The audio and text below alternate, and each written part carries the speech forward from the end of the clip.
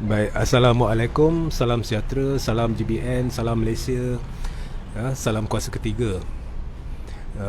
Kita tunggu jap, saya hendak tunggu lebih ramai masuk. Baik, dah masuk. Baik, hari ini seperti yang dijanjikan, saya akan membuat satu huraian berkenaan dengan perjalanan politik saya, berdasarkan persoalan yang telah ditimbulkan oleh ramai pihak. Apa yang sebenarnya saya buat, Assalamualaikum.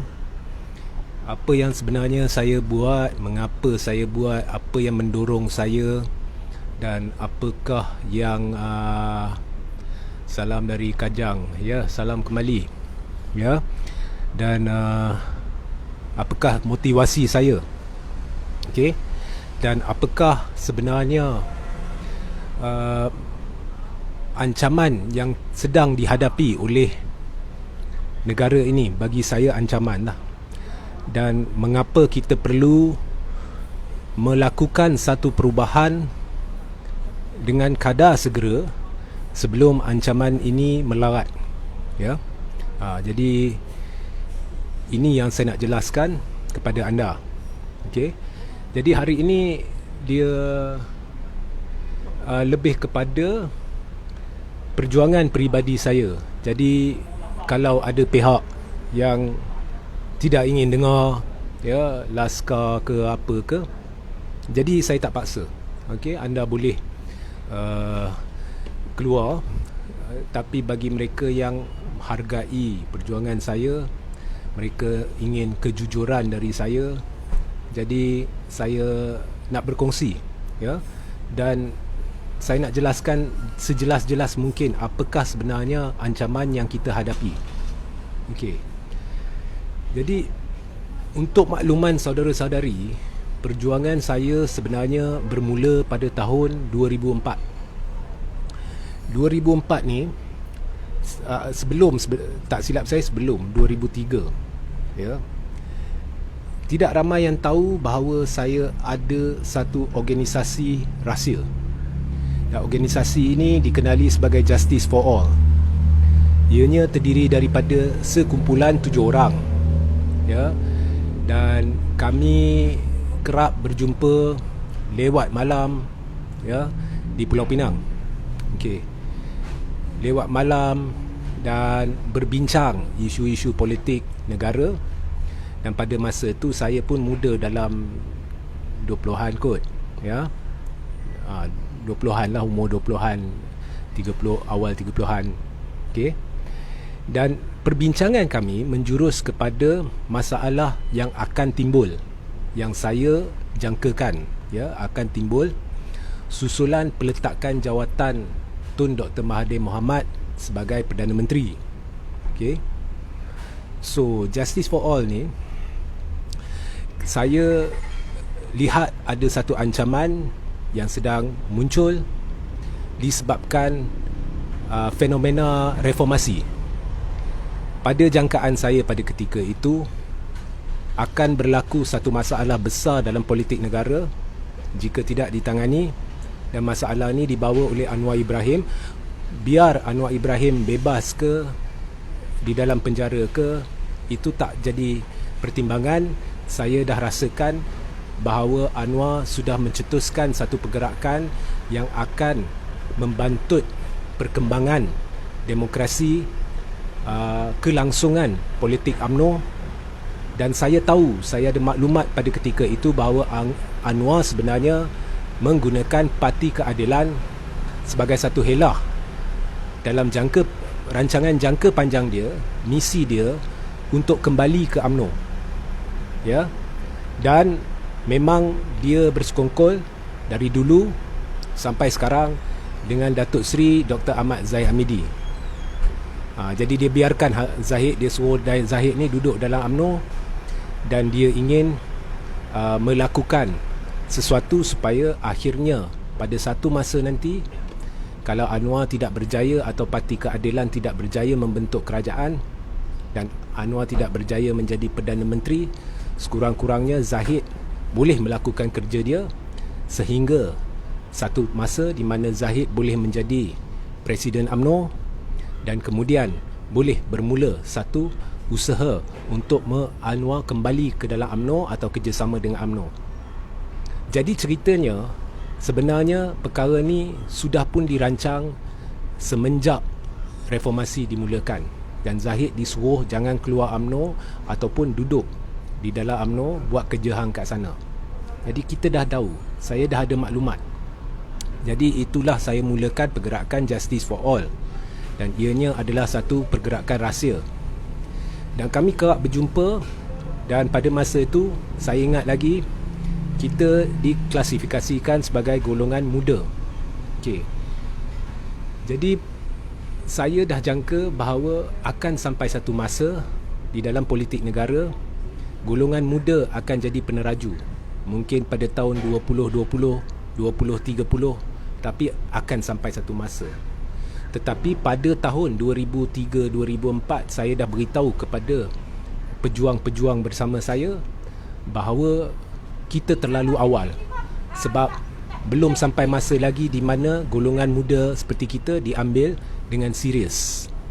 Jadi kita kena teruskan secara rahsia, secara underground. Jadi bermulalah usaha kami untuk bergerak secara rahsia tanpa memberitahu siapa. Ya, pada masa tu saya pensyarah. Jadi rakan-rakan saya lihat saya keluar lewat malam sampai 4-5 pagi, tak tahu saya ke mana.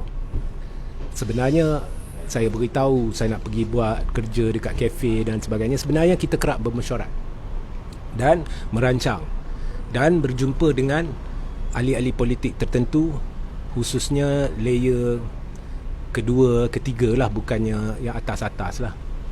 Jadi kita buat kerja kita. Dan makin lama, pada masa tu saya memang mendukung perjuangan Tun, tapi kemarahan saya terhadap Tun meningkat. Sebab saya rasa Tun sudah tinggalkan kita dengan satu masalah besar, iaitu Anwar Ibrahim. Dan saya marah sebab sayang. Saya marah sebab kalau dia tinggalkan kita dengan Anwar Ibrahim, dan Anwar secara halus sedang melakukan kerosakan dalam UMNO, tetapi saya tahu dan kita tahu kalau kita bicarakan perkara tu, pada masa tu tak ada siapa yang akan percaya bahawa Zaid adalah ejen Anwar. Jadi kita lakukan kerja kita, dan kemudian saya mula merapati MCA. Dan pada tahun 2008 saya dah rasakan sesuatu akan berlaku, di mana gejala reformasi ini dan kerjasama Anwar bersama DAP akan menjurus kepada pengurangan undi Cina di Pulau Pinang. Jadi pada masa tu saya dah lihat ada satu, kita dah dapat tahu ada satu tsunami akan berlaku. Dan so saya mula berurusan dengan Datuk Kwek Kahwa. Datuk Kwek Kahwa sebenarnya adalah pengerusi MCA Pulau Pinang, tak silap saya pada ketika itu. Jadi dia pegang dia pegang belah mana lupa. Datuk Kwek Kahwa dia memang pada 2008 dia bertanding untuk kerusi Parlimen Bukit Gelugor, okey, menentang Karpal Singh, mendiang Karpal Singh. Tetapi tak silap saya, anyway saya berkempen untuk Kahwa. Jadi apabila saya merapati Kahwa, saya bukan setakat berkempen, saya terlibat sedikit lah dengan IT dia, ya, dengan data dia. Jadi kita mula membantu Kwek Kahwa untuk menentang mendiang Karpal Singh. Sebab dah rasakan bahawa memang dari satu sudut memang perlu pembaharuan dalam negara kita, sebab UMNO dah makin lama makin parah. Tetapi dari satu sudut lagi, saya rasa bahawa kalau kita biarkan DAP menguasai Pulau Pinang dan kita biarkan perubahan itu berlaku terlalu cepat dengan Anwar sebagai kepala dia, akan berlaku satu perosotan, ya, dalam politik negara. Jadi saya cuba elak. So saya berkempen. Dan malangnya DAP memang dia sapu Pulau Pinang, dan pada ketika itu Kahwa kalah menentang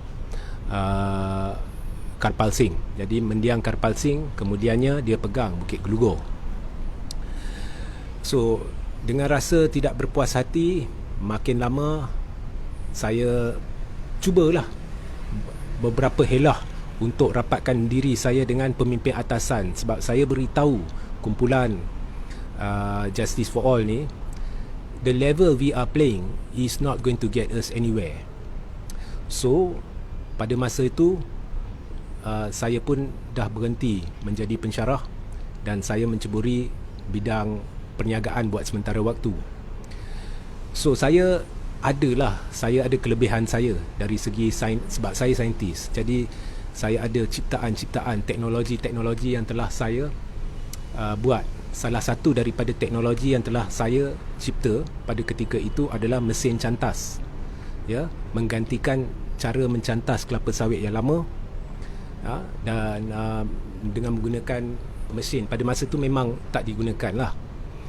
So menteri atau timbalan menteri hal ehwal komoditi ke apa, saya lupa, pada masa tu lepas tu pada tahun 2010-2011 adalah Datuk Hamzah Zainuddin, yang hari ini adalah Menteri Dalam Negeri.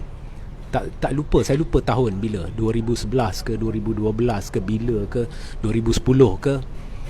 So saya sebenarnya menggunakan satu saluran untuk merapati Hamzah Zainuddin. Tapi dalam saya melakukan kerja ni, orang-orang yang membantu saya merapati Hamzah Zainuddin ni sebenarnya dia tak tahu misi jangka panjang saya. So mereka orang yang sebenarnya membantu saya untuk merapati saya dengan Hamzah Zainuddin adalah orang yang terlibat dengan saya dalam pergerakan Berada Satu Malaysia, satu pergerakan NGO yang besar beratus ribu di Pulau Pinang pada tahun 2000 dalam pilihan PRU 2013 tak silap saya, untuk cuba cantas DAP.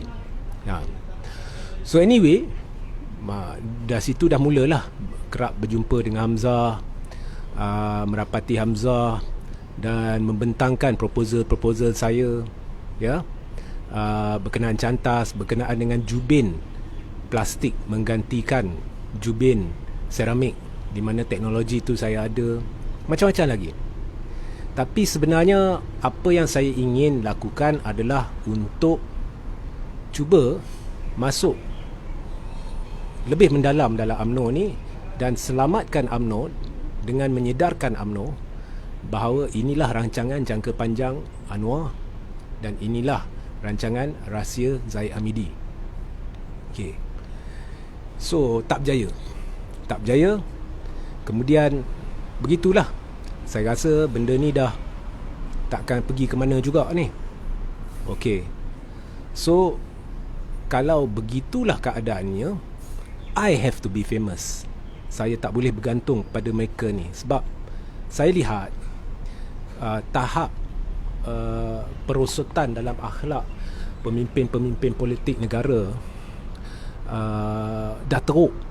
Saya lihat pemimpin-pemimpin ni, selagi tak ada masalah, kalau kita cuba bincang dengan mereka di dalam UMNO, mereka tak akan layan sebab mereka terlalu sibuk untuk mengayakan diri.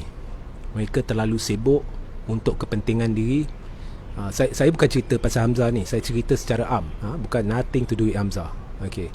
Tapi mereka terlalu sibuk, lebih perjuangan dia, kepribadian saya dah mula rasakan bahawa perjuangan ni bangsa, agama dan negara, agama sebab saya bersyahadah tahun 2008. So saya rasa benda ni dah teruk lah. Jadi saya, okay, I have to be famous. Jadi kat situ saya beransur-ansur menubuhkan satu page Facebook.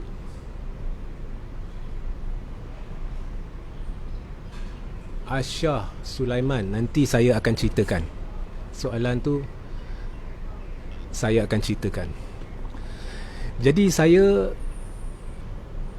pada masa tu saya merasakan bahawa saya perlu jadi seorang penulis, dan bukan penulis yang handal, penulis yang terhebat. Sebab walaupun bahasa Inggeris saya bagus, bahasa Melayu saya bagus, tetapi penulisan saya dari segi karya, ya, memang like shit lah. Okay, pada masa tu like shit lah. Jadi pada masa tu saya memang pembenci Raja Petra Kamarudin. Tapi to be fair, pada masa tu saya tak pernah baca pun artikel-artikel Raja Petra Kamarudin, RPK. So one day saya fikir RPK is famous, so baik saya cuba beri peluang saya baca artikel dia. So saya baca. Lepas tu baca 2, 3, 4, saya rasa saya dah terhilaf ni. Dari segi penulisan, this man is great. Apa yang dia tulis tu I tak kisah, tapi dari segi gaya penampilan penulisan tu, he is great. Okay, itu kita tidak boleh nafikan. Dan kemudian saya rasa serba salah. Saya rasa saya ni telah terlalu cepat untuk orang kata apa, to judge RPK. So saya mula communicate lah dengan RPK melalui Facebook dia. Komunikasi tu menarik sebab apa yang mencetus minat kepada RPK sebenarnya adalah nama saya JC. Dan nama saya JC sebab, untuk makluman saudara-saudari, pengarang ataupun orang yang Tunku Abdul Rahman, Allahyarham Tunku Abdul Rahman, berikan amanat untuk buat draft silibus sejarah Tanah Melayu adalah my great grand uncle Joginder Singh JC.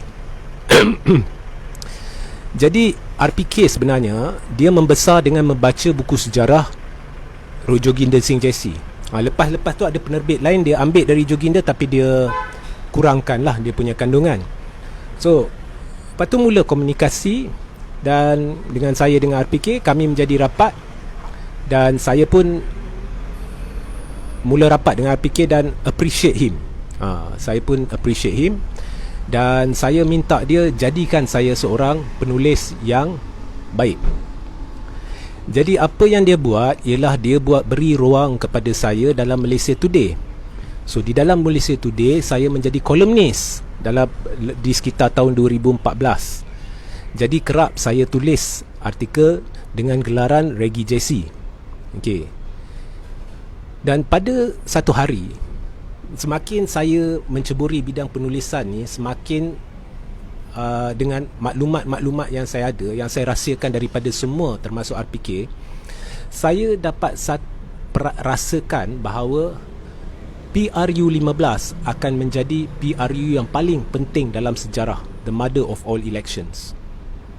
Jadi pada tahun 2014 ke 2013 tak silap saya menubuhkan Facebook page Towards GE15. Dan pada ketika itu, walaupun saya bukannya ada nama, tapi dah terkenal sikit dari segi disebabkan Facebook page itu. Dan apabila saya menubuhkan Facebook page Towards G15 pada tahun 2014, saya didatangi oleh 2 SB minum kopi dengan saya. Dan dia tanya, mengapa kamu pilih Towards G15 sedangkan kita belum lagi GE14? Saya beritahu, kalau kau pandai baca politik tanah air, kalau kau betul-betul pandai, kau akan nampak bahawa PRU 15 akan menjadi detik kemusnahan UMNO. Disebabkan Anwar, disebabkan Zahid. Pada masa tu saya tak faktorkan Najib lah, tapi disebabkan Anwar, disebabkan Zahid, UMNO akan hancur. Jadi hanya satu perkara yang boleh selamatkan UMNO atau bangsa Melayu, iaitu kuasa ketiga. Kemudian pada tahun 2015 atau 2016, saya menghubungi RPK dan saya beritahu bahawa saya ingin menulis menggunakan pseudonym, iaitu nama The Third Force dalam Malaysia Today. Jadi dia benarkan dan bermulalah artikel-artikel The Third Force. Tapi kalau you baca kembali artikel yang saya tulis, cara tulis is full of shit. Cara penulisan tu bagaikan budak-budak sekolah, tidak matang dan sebagainya. Tapi saya belajar. Dan satu yang saya amat hargai ialah RPK, sehebat dia pada masa tu, dia beri ruang kepada saya untuk belajar. Hari ini RPK dengan saya, hala tuju politik kita tak sama. Tak sama. Saya ada benda saya setuju, ada benda saya langsung tak setuju, dan saya jangkakan dia pun sama. Ada benda yang saya tulis dia setuju tak setuju. Tapi itu hak masing-masing. Tetapi satu yang saya amat hargai ialah RPK memberi saya ruang untuk membuat kesilapan di Malaysia Today. Okay. So cetak. Jadi saya beransur menjadi semakin baik, dan kemudian saya dapat build my identity dari segi cara penulisan saya. Dia jadi unik. Tak sama lagi dengan RPK. Dia jadi unik. Memang ada unsur Regi JC Rita Udin kat sana, bukannya yang tersendiri lah. So saya dah berjaya dalam masa yang singkat untuk menjadi penulis yang berkesan. Okay. Dan bila saya dah yakin, apa yang saya buat ialah saya wujudkan blog The Third Force.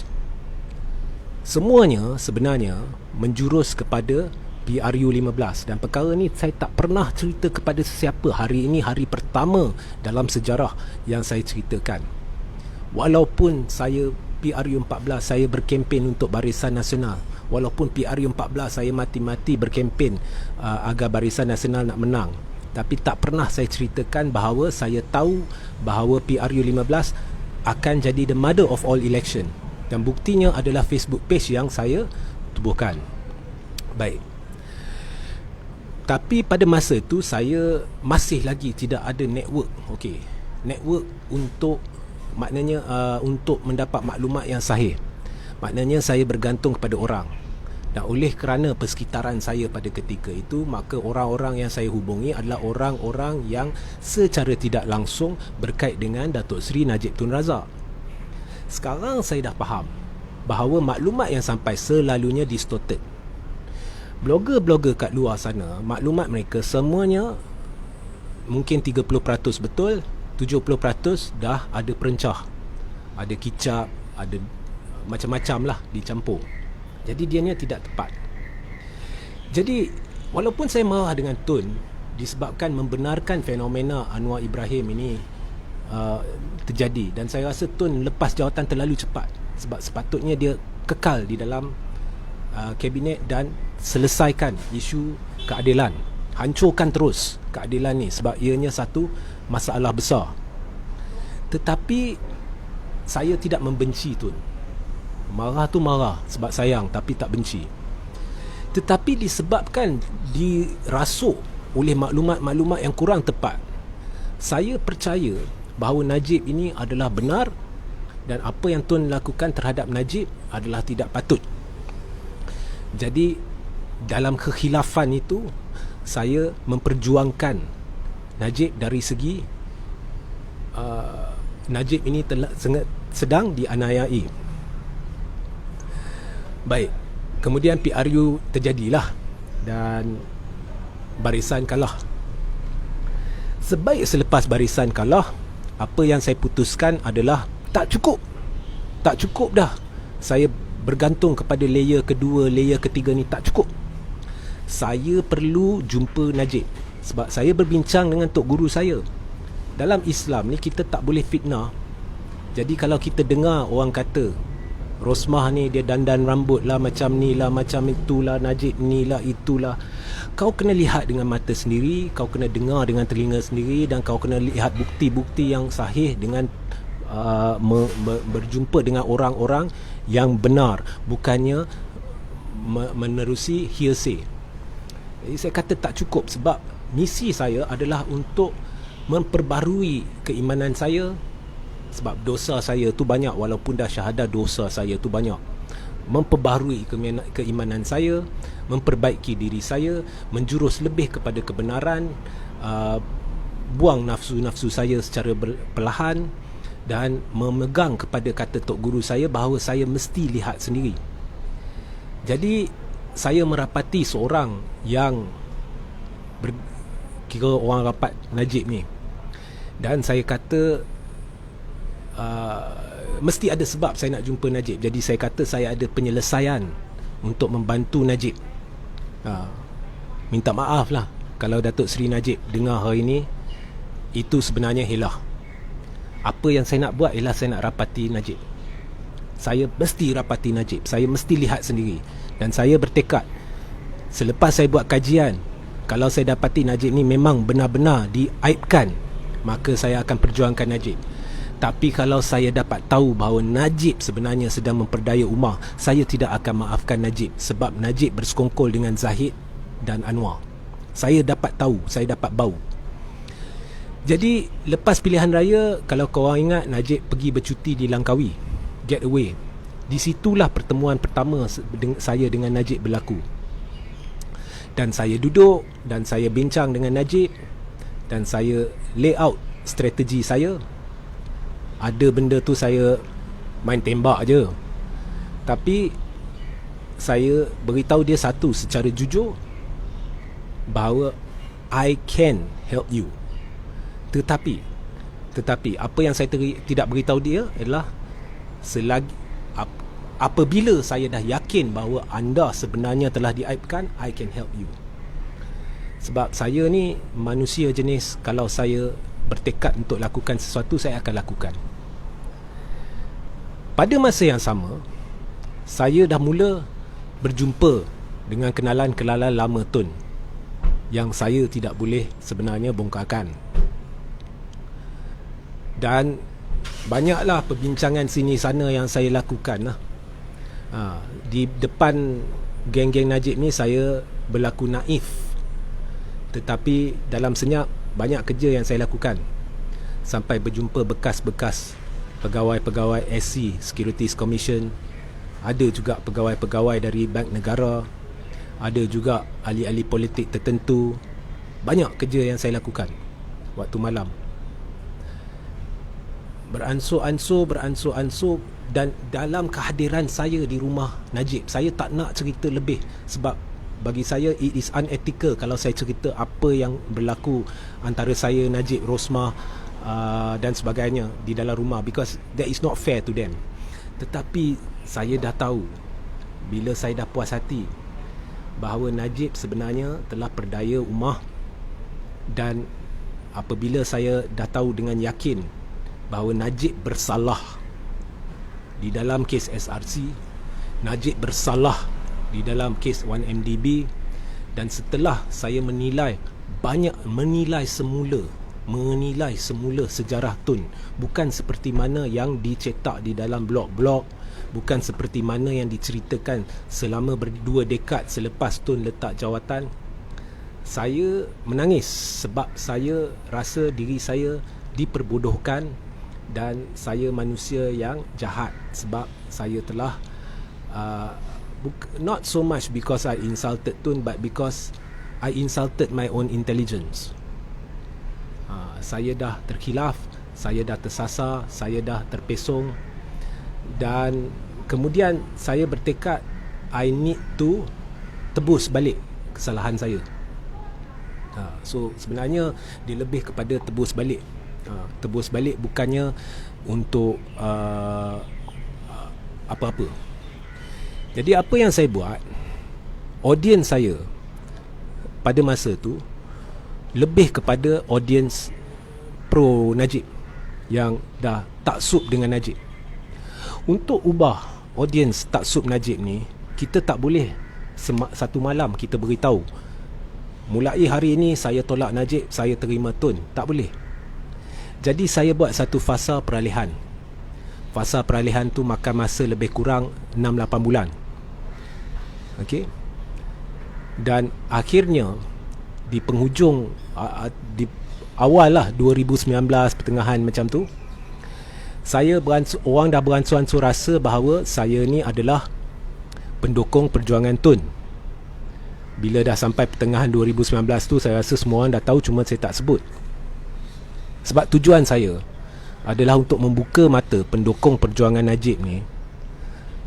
Target saya, kalau 50% audiens saya boleh sedar, alhamdulillah. Ya. Saya hilang 50% tak apa. Saya jadi tak famous tak apa, because bukannya kita nak kecapi satu apa tu? Sekejap ya. Cedera. Tahu balik kat situ. Mati ke? Hidup lagi kan? Tapi kalau letak kat panas dia mati tu. Tak apa, sekejap lagi so tujuan saya, kalau saya boleh ubah audience ni, kita bukannya nak jadi famous, bukan. Jauh sekali. Aku benci manusia yang cuba paparkan diri dia semata-mata untuk jadi famous. Megah, wah, aku dah buat pembongkaran ni, megah, aku ni pertama yang buat pembongkaran ni. Bagi saya yang tu, dulu aku macam tu. Sebelum PRU14 aku macam tu. Sebab masih tengah belajar. Jadi, tapi pada masa yang sama, kalau kau tak ada nama, kau tak boleh buat kerja aku. Jadi saya tahu I need to find a balance. Saya perlu bina nama saya supaya ada audience. Kalau saya berdiri seorang diri bercakap, itu serupa orang gila. So saya cari balance. Kemudian saya sanggup korbankan diri saya, sanggup korbankan audience saya, dan beritahu semua orang Tun benar. Sebab Tun benar. Hari ini saya nak beritahu Najib penyangak pencuri nombor 1 negara, dan cara dia bukanlah cara seorang Muslim. Kerana sebenarnya kalau Najib tu Muslim jati, pemimpin Islam jati, dia tidak akan pengaruhi pengikut dia untuk fanatik terhadap dia. Sebab gejala mendewa-dewakan seorang pemimpin tu adalah gejala munafik, adalah kerja syaitan. Bosku, benda tu dah menjadikan umat tersasar. Ya, sumpah sana, sumpah sini. Itu bukannya cara Islam. Cara Islam, kalau kau kaji perjalanan Tun, that is a Muslim leader. Hari ini saya tak marah lagi kat Tun. Saya faham dia kena letak jawatan, dia beri kepada Pak Lah. Cuma masa Pak Lah tu masuk fenomena Khairi ni, semuanya jadi carca merba.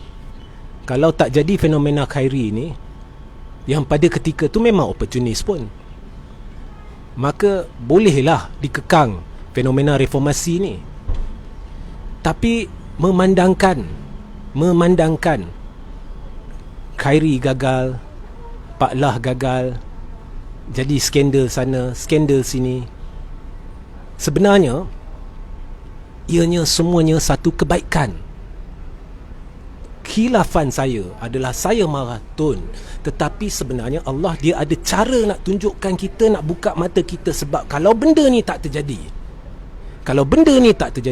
kalau Tun tidak letak jawatan pada tahun 2003, kalau Khairi tidak menjadikan UMNO carca merba sehingga keadilan boleh jadi kuat, kalau Anwar tidak sampai ke tahap ni, kalau Tun tidak masuk balik dan bebaskan Anwar, kita tidak akan lihat rupa sebenar Anwar. Dan akan menjadi amat sukar bagi saya untuk meyakinkan UMNO, untuk meyakinkan rakyat Malaysia bahawa Zahid, Najib, Anwar bersekongkol dan akan menjadi titik permulaan kepada kehancuran bangsa dan negara. Hari ini kita dah lihat. Hari ini dengan peletakan jawatan Tun, itu pun digerakkan oleh Allah. Tahu? Sebab menerusi peletakan jawatan Tun, kita dah lihat rupa sebenar PAS. Kita dah lihat rupa sebenar UMNO. Kita dah lihat rupa sebenar pengkhianat-pengkhianat dari PPBM. Kita dah lihat rupa sebenar Anwar, Zahid, Najib yang pemberdaya ummah selama ni. Kita dah lihat macam mana mereka memperjuangkan diri mereka menggunakan parti sebagai platform. Pakcik-pakcik, makcik-makcik yang duk leleh air mata bila duduk terharu sebab Presiden PAS dan Zahid Hamidi berpeluk permuafakatan ummah. Impian mereka, harapan mereka musnah disebabkan manusia-manusia ni yang menggadai menjaja segala yang boleh dijaja semata-mata sebab nak panjangkan nyawa politik mereka, nak panjangkan kuasa mereka dalam parti. Takut hilang kuasa dalam parti.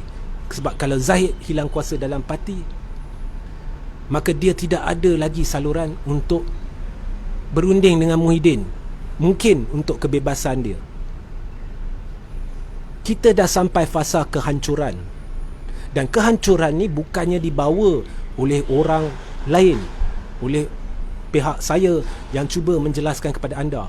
Ini dibawa oleh pemimpin Melayu Islam yang kononnya memperjuangkan Melayu Islam. Dan dosa mereka memperdaya ummah sebegini adalah dosa yang teramat besar. Dosa mereka menuding jari terhadap Tun semata-mata untuk cuba kalihkan perhatian adalah dosa yang cukup besar. Hari ini saya beritahu bahawa kalau rakyat Malaysia, khususnya yang beragama Islam,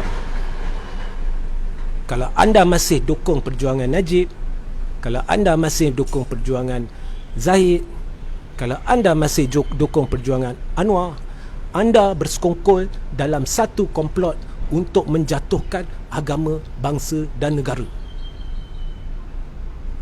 Ini semua perosak agama, bangsa dan negara.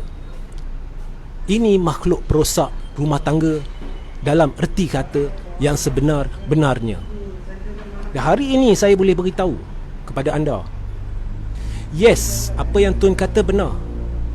For Najib, cash is king.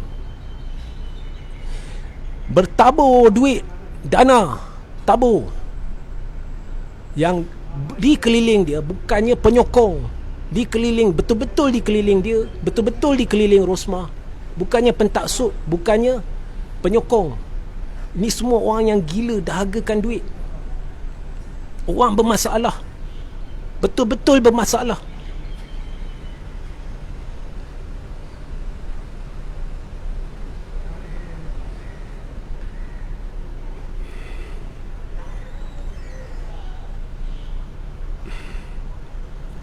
Saya tak kisahlah orang nak fikir perjuangan saya ni untuk apa. Regi, mengapa kau masuk campur dalam hal UMNO? Sebab inilah. Sebab ini. Saya ada satu impian, Melayu bersatu.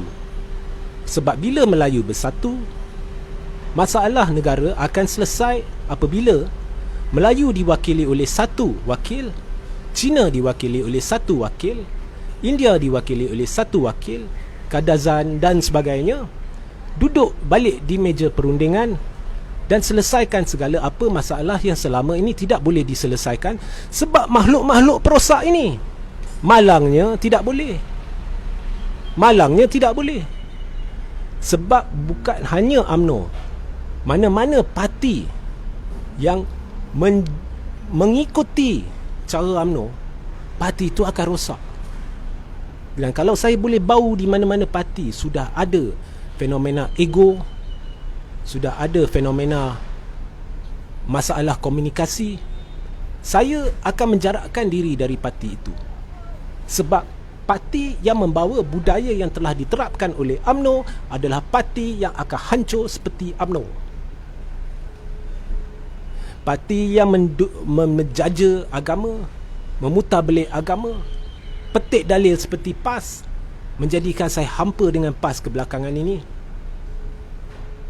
Sebab apa yang mereka lakukan adalah untuk kepentingan mereka, kepemimpin mereka, bukannya untuk kepentingan ummah. Jadi itulah cabaran sebenar dalam PRU 15. Di PRU 15, cabaran anda bukannya untuk menentukan the lesser of two evils. Pemimpin mana yang kamu paling percaya boleh satukan ummah. Dalam masa terdekat ni, jangan mimpi ummah di negara ni bersatu. Saya dah sedar benda ni. Apa yang anda harus lakukan atau cabaran sebenar adalah memilih kuasa ketiga. Now, buat live ni, saya tak nak cerita siapa kuasa ketiga. Walaupun kalau kamu tanya saya, dah nampak bayang kuasa ketiga di belah blok Tun. Tetapi buat live ni, saya cuma kata kuasa ketiga. Sebab sekarang adalah peluang terakhir untuk anda memilih lain daripada yang lain. Tolak semua. Asalkan ada cap UMNO, asalkan ada cap PPBM, tolak semua. PAS pun kalau boleh tolak. Melainkan mereka sedar dan mereka sanggup kerjasama dan menurut prinsip kuasa ketiga. Kalau tidak, tolak. Kau lihat, satu Malaysia dah tahu kalau PRU, ramai pemimpin PPBM akan kantoi, ramai pemimpin UMNO akan kantoi, ramai pemimpin PAS akan kantoi. Tapi kau lihat mereka dalam state of denial, tak sedar-sedar, tak mau terima hakikat. Itulah tahap kemaruk mereka. Lihat Anwar hari ini dalam pembangkang berkecai disebabkan dia. Pun kemaruk kuasa tak sedar sebenarnya majoriti dah tolak dia. Yang bodoh-bodoh Lim Kee Siam, Lim Guan Eng, Mat Sabu ni terima dia, tak sedar bahawa dia ditolak. Itulah perpecahan yang dibawa oleh Anwar. Sebenarnya segala yang berlaku disebabkan Anwar, Zahid dan Najib. PPBM keluar dari Pakatan Harapan tu pun disebabkan Anwar. Jadi ini adalah kerosakan yang telah dibawa oleh Anwar, yang telah menjalar ke dalam PPBM, yang telah menjalar secara tidak langsung lah dalam PPBM, sebab PPBM keluar sebab nak tangkis Anwar. Telah menjalar masuk ke dalam UMNO, di mana Anwar yang letakkan Zahid dari awal lagi, kau buat kerja kau di sana. Jadi konspirasi ni dah bermula dari tahun 90, penghujung 90-an, yang kami dah nampak dah. Dan Najib, banyak yang saya dapat tahu cara Najib berurusan dengan Anwar dari tahun 2008, 2013. Perkara tu sudah disebut oleh Yusuf Kala. Okey, dibongkarkan. Memang sekongkol ni, Anwar, Najib dan Zahid ni dari dulu lagi. UMNO is gone. Okey, UMNO is gone. Perjuangan belum selesai tu, itu adalah satu pembohongan. Tidak ada perjuangan yang akan selesai asalkan ianya diperjuangkan oleh pemimpin yang membawa bendera UMNO. Tidak ada perjuangan yang mampu diselesaikan. Tun bertunjangkan kepimpinan Melayu Islam dalam erti kata sebenar, dan satu-satunya pemimpin yang telah menyediakan pentas maruah Melayu. Now, I don't care kalau itu adalah strategik politik Tun, kalau itu ada helah ke, I don't care. Sebab macam-macam cara Allah gerakkan manusia untuk melakukan sesuatu yang bersesuaian dengan apa yang diperlukan oleh umat dia. Tidak ada pagar masa Tun buat pentas maruah Melayu yang mengatakan kalau kau tak sealiran dengan parti aku, kau tak boleh masuk. Semua masuk. PAS masuk, UMNO masuk, siswa Islam masuk, asalkan bertunjangkan kepimpinan Melayu Islam masuk. Kalau tanya PAS, asalkan dia ada syarat dia. Kalau kau sealiran dengan perjuangan PAS, kau boleh masuk Muafakat Nasional. Kalau tidak, tak boleh. Itu bukan perjuangan penyatuan ummah.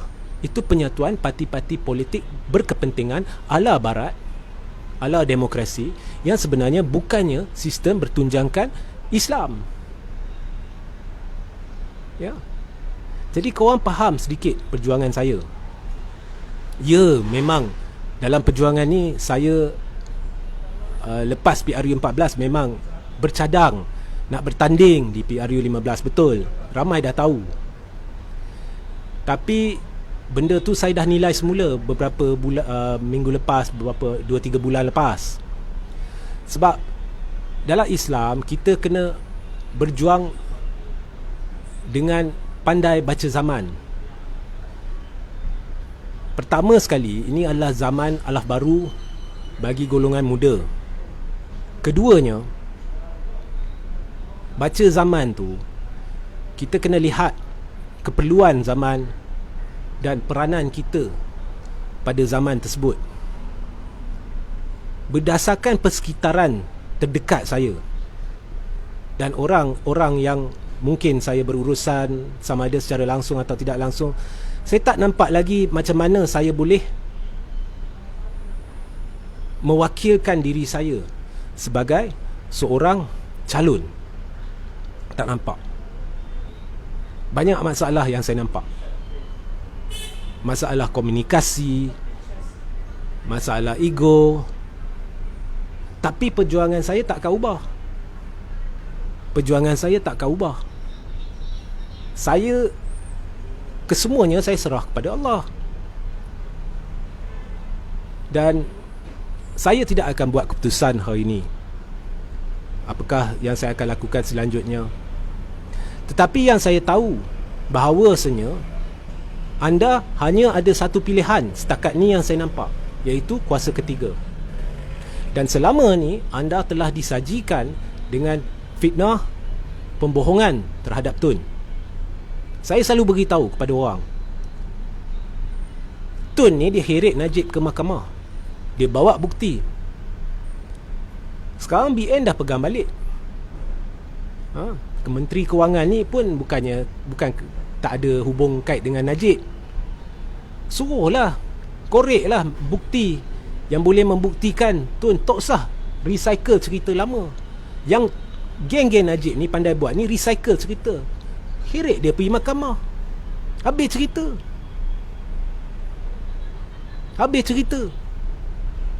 Banyak fitnah. Tapi cara Tun tangani fitnah-fitnah ni benar-benar mencerminkan kepimpinan seorang Melayu Islam. Dia bukannya akan buat satu live, satu press conference untuk tangkis, tak ada. Dia ada cara dia tersendiri. Bukannya semua dia jawab. Tapi kalau Najib ada bukti, heretlah. Kalau siapa-siapa yang duk pegang kerajaan sekarang, heretlah.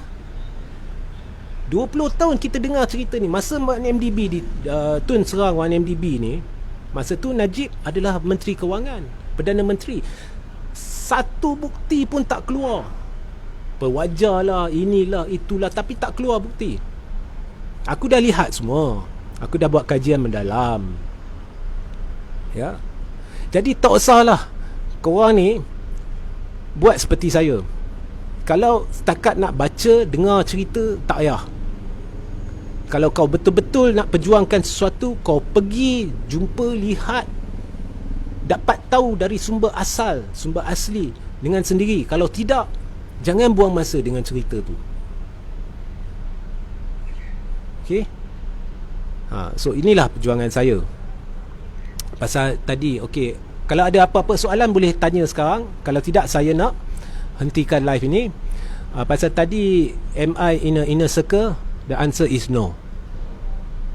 Bila saya katakan sesuatu, itu saya katakan secara peribadi. Saya tidak mewakili sesiapa.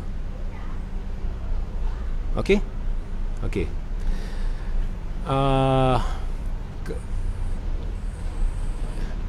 Jadi ada apa-apa soalan? Okey. Kalau nak tanya, dalam 5 minit ni tanya ya. Jadi, saya mendukung perjuangan Tun Dr. Mahathir Mohamad. Dan Tun Dr. Mahathir Mohamad mampu. Setakat ni saya tak nampak betul-betul lagi. It's not perfect. Manusia is manusia. Ada banyak yang saya nampak kekurangan juga di belah pembangkang. Biarpun dalam blok kuasa ketiga pun semua saya nampak kekurangan. Tapi saya pun ada banyak kekurangan. Tapi saya dah nampak bayang kuasa ketiga, dan Tun mampu membawa orang kuasa ketiga, and he is the right choice. Dan sekiranya Tun tidak kembali sebagai Perdana Menteri dalam masa terdekat, we are all in trouble. we are all in trouble. Kalau bacaan saya dari 2014 bahawa ini akan menjadi pilihan raya yang paling utama dalam sejarah tanah air dah betul, maka percayalah bahawa jika kita tidak melakukan pilihan betul, jika kita tidak memilih kuasa ketiga pada PRU 15 ni, negara kita akan menjurus ke arah kehancuran di mana kita tidak boleh berpatah balik untuk satu jangka masa yang amat lama. Jadi